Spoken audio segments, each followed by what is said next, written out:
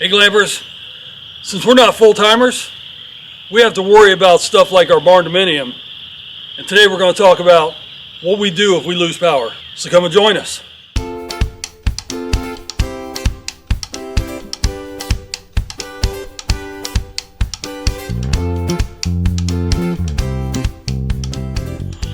Hey guys, welcome back. Today we're going to test a whole new system to us for our Barndominium. A Generlink system that provides power from a generator to our house.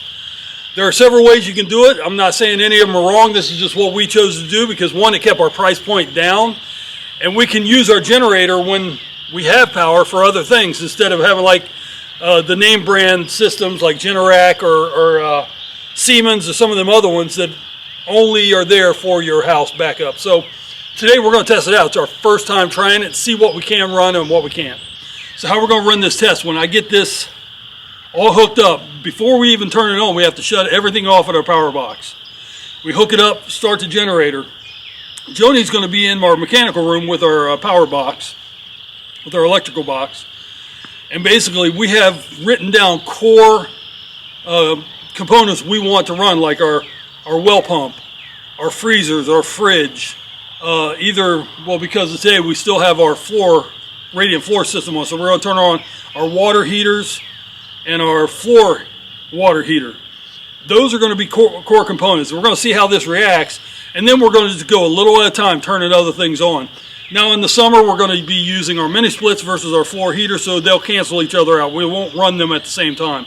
But stuff like that, we're going to see what this can handle, and if it pops the breaker on this, we know we went too far. Alright, so you need to hear that click. It only goes in one way, I just noticed. Once you hear that click, you're good. It's basically a quick connect, but there is only one way to put it on. So I'm going to plug this up to my generator. Alright, is everything off?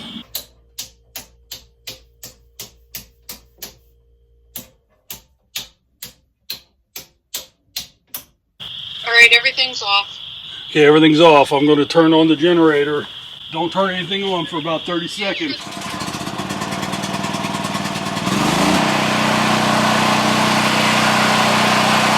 Alright guys, so we just started the generator. I'm sure you can hear it in the back. Joni's on the line with me in the mechanical room. So we're going to just do one or two things at a time, and we're going to hear exactly how this reacts.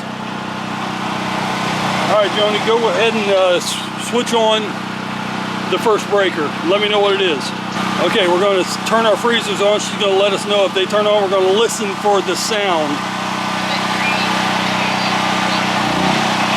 Okay, it kicked up a little bit, but it handled it just fine. So those are on. I heard it kick up. All right, go to the next. Okay, she's going to turn on our water heaters, the house water and the floor, which is our house heat. Alright, so we've got 3 breakers already on now, right? 3? We've got 4 breakers running. Really no change in the generator itself. Alright, she's going to turn on the refrigerator. There was no audible difference in the generator, so far the generator's handling our core. The well pump now. Okay. Alright, go ahead and turn some lights on too. Go ahead and just pick some lights that you want to turn on. Lights and outlets. Hey, just turn on the whole kitchen. There's 3 in a row for the kitchen, right?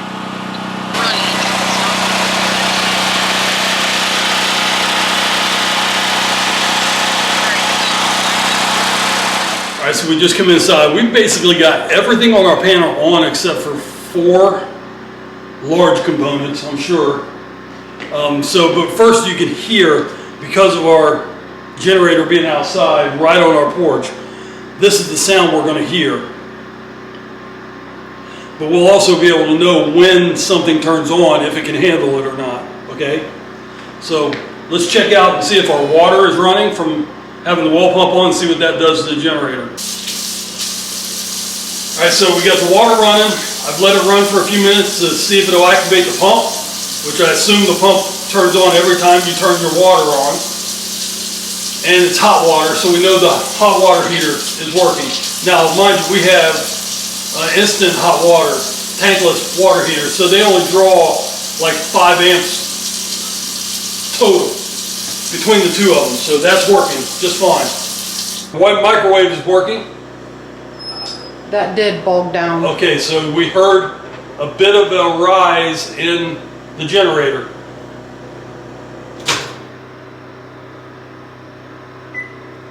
But not much, not much. We're going to turn around and you can see that our refrigerator is on and working.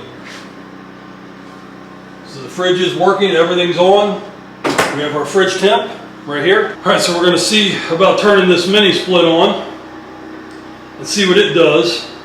I'm going to turn it to, it's on heat right now because it's a heat pump, but I don't really want to use the heat pump. So I'm going to power it on. As you can see, it does come on. So I'm setting it to cool.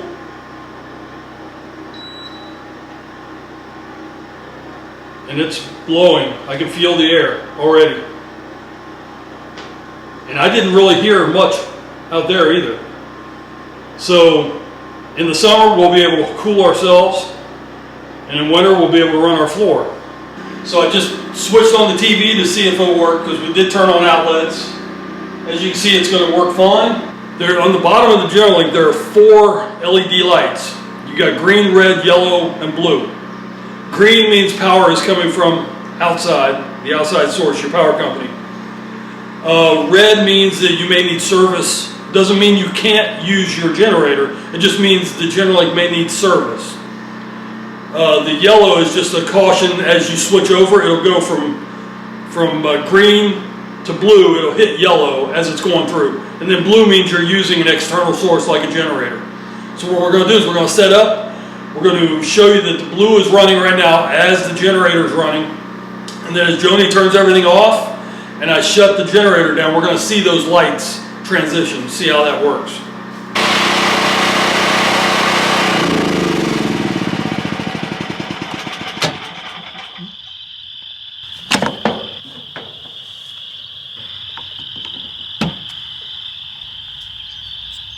Okay.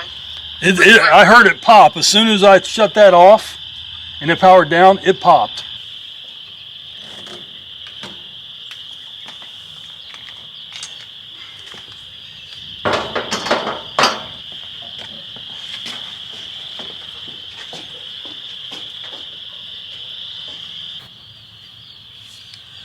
All right, so we just did our first test and I think it was successful.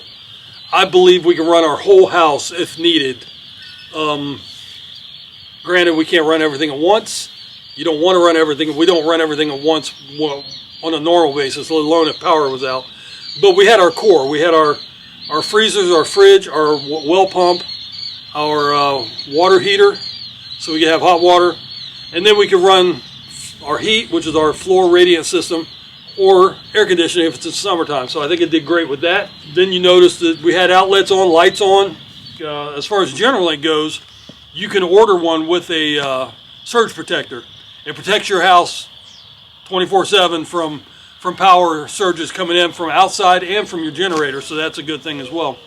When we shut the power off, as you can see, it went from blue to green, but I don't know if you could hear the audible popping sound of it switching. So that switch inside moved. I don't know if the generator was loud, but I heard it. So I knew, I was like, okay, so I think the power just switched from generator to our land power. So that was a good thing to hear, as well as be able to see it with the lights. But all in all, as far as the Predator here, the 9000, I think it's ran fantastic. I think it's going to be plenty strong for us. I think it's going to do the job if we run out of power. So even though this was our first time and we were just like raw, everything was new to us, we hadn't really done this at all, and there's a little frustration in trying to understand what to turn on, what not to, and I think it did a really good job, and I'm very confident now that we can run our house if something happens and we run out of power. And so that's going to wrap this video up. I hope you enjoyed the video. I hope it was informative. I learned a lot from it myself. If you have any questions about the Predator 9000 or the Generlink system, hey, just leave a comment down below, and happy glamping.